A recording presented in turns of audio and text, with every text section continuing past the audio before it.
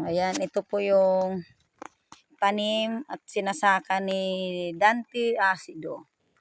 Ayan po yung kanyang mga langka. Oh, ito na pala siya. Hello po. Kumusta po kayo? Okay lang po. Matagal na po ba kayong nagsaka dito?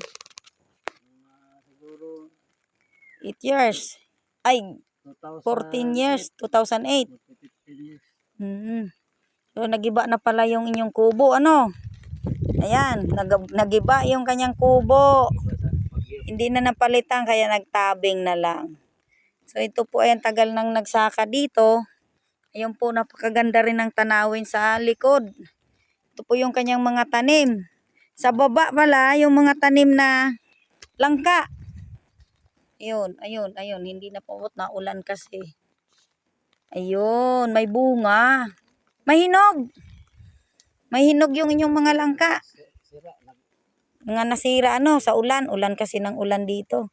So, sa tagal po ninyong nagsaka dito, kumusta naman po yung inyong pang-araw-araw? Saan po kayo kumukuha ng pang-araw-araw? Nagsasaka din po. Nagsasaka.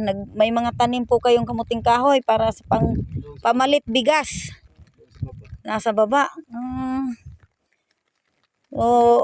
Basta dami ninyong tanim, sa tagal na ninyong nagsaka, ano pong mahihiling ninyo sa ating Pangulong Bongbong Marcos na nang hinayang naman tayo dito sa mga tanim na kung sakali dapat ito ay mapasa atin.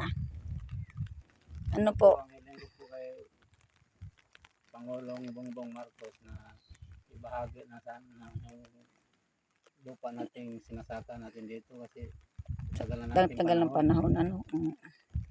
Yun nga po. So, marami pong salamat, Kuya Dante. Okay.